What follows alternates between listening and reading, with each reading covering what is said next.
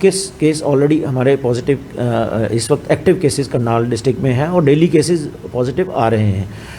तो मैं इसके लिए सभी करनाल वासियों से ये निवेदन करना चाहूँगा कि कृपया इसको बहुत सीरियस लेने की आवश्यकता है। कारण है कि जो ओमिक्रॉन वेरिएंट है वो बहुत ज़्यादा इन्फेक्शियस है।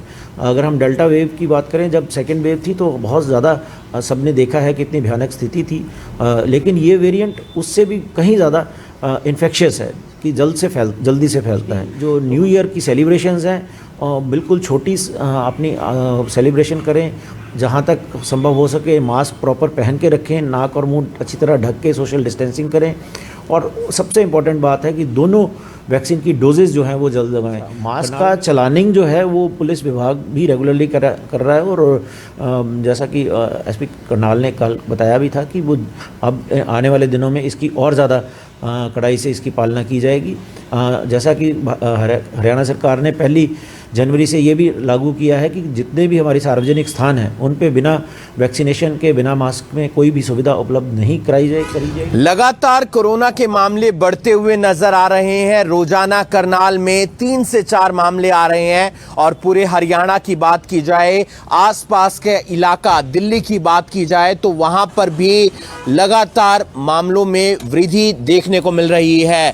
आज हम पहुंचे हैं करनाल के सिविल सर्जन के दफ्तर में, हम उनसे भी बात करेंगे, लेकिन आप लोगों से अपील है कि जिस तरीके से मामले बढ़ रहे हैं उसमें हमें सावधानी बरतने की ज़रूरत है, क्योंकि जानकारी ये मिली है कि ओमिक्रॉन वेरिएंट का एक और मामला सामने आ गया है। जो पुर्तगाल से व्यक्ति आया था वो पहले ओमिक्रॉन वेरिएंट का कोरोना पॉजिटिव होता है, वो अपने बेटे के संपर्क में आता है, अब उनका बेटा भी कोरोना पॉजिटिव आ गया है ओमिक्रॉन वेरिएंट के साथ। तो फिलहाल जो एक्टिव केस की संख्या है वो 21 के आसपास हो गई है, और लगातार इन मामलों में वृद्धि हो रही है। 11 बजे से नाइट कर्फ्यू शुरू हो जाता है। ऐसे में हमें पार्टी करने के लिए, क्योंकि न्यू ईयर की पार्टी के लिए तमाम लोग बाहर निकलेंगे, और प्रशासन ने सख्त आदेश दे दिए हैं कि अगर 11 बजे के बाद कोई भी सड़क पर नजर आएगा तो फिर उसकी चालानिंग की जाएगी, उसके खिलाफ कार्रवाई की जाएगी। तो आप लोगों से अपील है कि कोरोना से जुड़े हुए नियमों का पालन करें और अपना ध्यान रखें। बातचीत करेंगे हम करनाल के सिविल सर्जन योगेश शर्मा जी के साथ। लगातार कोरोना के मामले बढ़ते हुए नजर आ रहे हैं पूरे भारत के अंदर, और सावधानी बेहद ज्यादा जरूरी है। अगर सावधानी नहीं बरतेंगे तो फिर उसका खामियाजा सिर्फ आपको नहीं भुगतना पड़ेगा, बल्कि पूरे समाज को और लोगों को भुगतना पड़ेगा। नया साल नजदीक है, ऐसे में आप घर से बाहर मत निकलिए। जो जश्न मनाना है, जो पार्टी करनी है, वो अपने घर में रहकर करिए। अपने दोस्तों को घर पर ही बुलाइए, और 11 बजे से पहले आप पहुंच जाइए वापस अपने घर, और ज्यादा गैदरिंग भी नहीं होनी चाहिए। हम बात करेंगे करनाल के सिविल सर्जन योगेश शर्मा जी से, क्योंकि एक और ओमिक्रॉन का मामला आया है। पहला जो ओमिक्रॉन का मामला सामने आया था वो व्यक्ति ठीक होकर घर जा चुके हैं, वो पुर्तगाल से आए थे, लेकिन अब उनका बेटा भी कोरोना पॉजिटिव आया, और उसके बाद जो रिपोर्ट आई है ओमिक्रॉन वेरिएंट की वो पॉजिटिव आई है। योगेश शर्मा जी, फिलहाल क्या अपडेट है ओमिक्रॉन को लेकर? देखिए, जैसा कि आपने बताया कि जो पुर्तगाल से एक फॉरेन से रिटर्न व्यक्ति आया था, तो उसकी 8th डे हम सैम्पलिंग करी थी, जिसमें वो पॉजिटिव पाया गया था।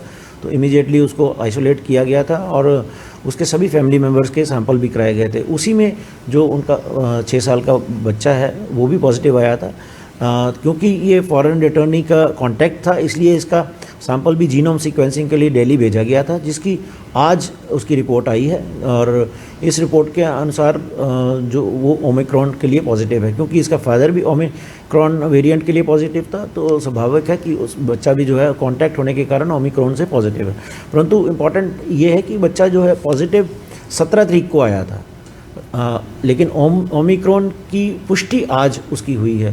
तो इस दौरान वो पूरा आइसोलेशन में रखा गया था बच्चे को, और 10 दिन से ज़्यादा हो चुके हैं, और ये हमें पूरा यकीन है कि वो बच्चा भी अभी, क्योंकि एसिम्प्टोमेटिक था और अब तक वो नेगेटिव भी हो चुका होगा, लेकिन सभी प्रिकॉशंस को देखते हुए आज फिर हमारी पूरी टीम वहाँ गई हुई हैं।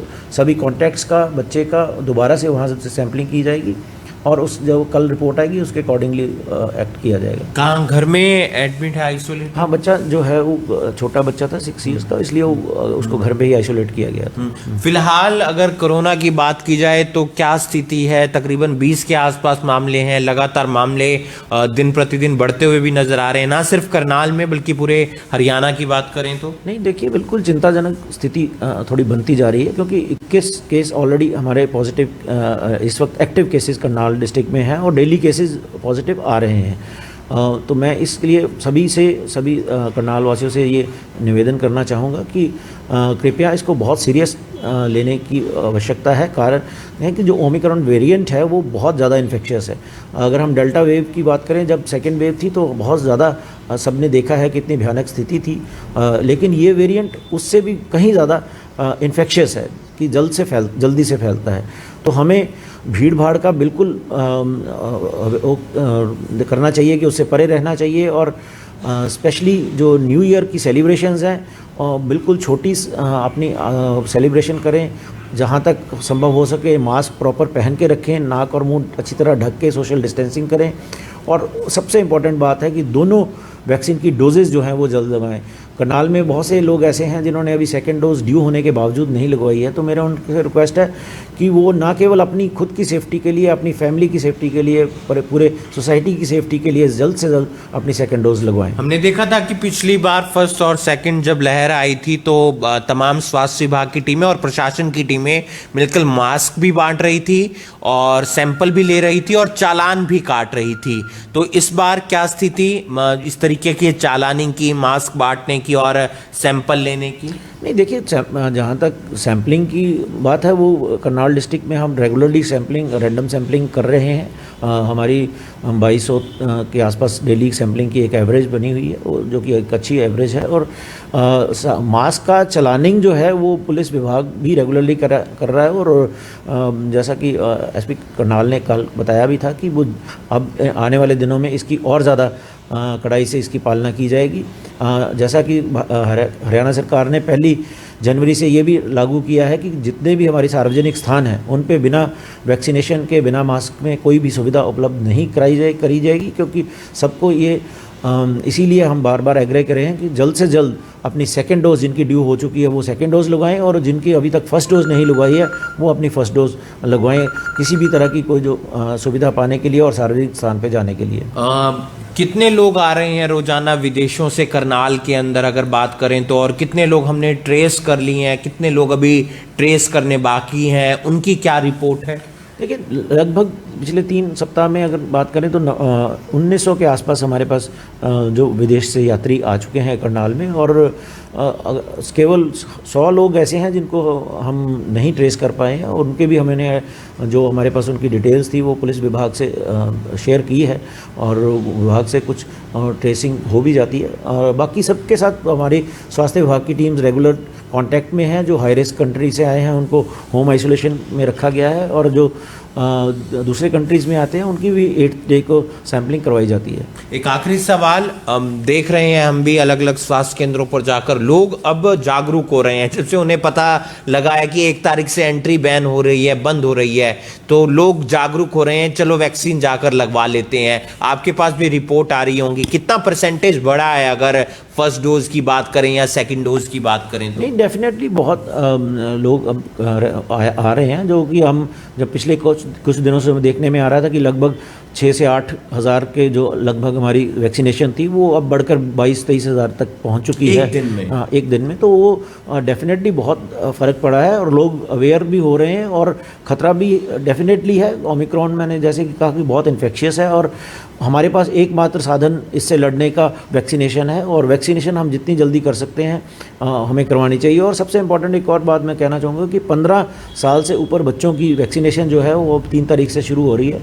मैं सभी पेरेंट्स को ये रिक्वेस्ट करूँगा कि 3 तारीख से जो बच्चे 15 साल से ऊपर हैं, यानी कि जो 31 दिसंबर 2007 से पहले जन्मे हुए हैं, उनको जल्द से जल्द वैक्सीन सेंटर्स पे लेके आएँ और उनकी वैक्सीनेशन। बहुत से लोग ये कहते हैं योगेश जी कि दोनों वैक्सीन लगी हुई है फिर भी कोरोना हो रहा है, लेकिन उन्हें क्या एक संदेश दिया जा सकता है? देखिए, ये बात बहुत बार पहले भी स्पष्ट की गई है। जो कोविड वैक्सीनेशन करवाने के मतलब ये नहीं है कि किसी को कोविड के सिम्टम्स नहीं आ सकते हैं, परंतु सबसे इम्पॉर्टेंट इसके लिए ये है कि मोस्ट ऑफ द केसेस में कोविड होगा नहीं। अगर कहीं खुदा न खास्ता कोविड होता भी है तो वो बहुत माइल्ड होगा, उसकी हॉस्पिटलाइजेशन की ज़रूरत नहीं पड़ेगी।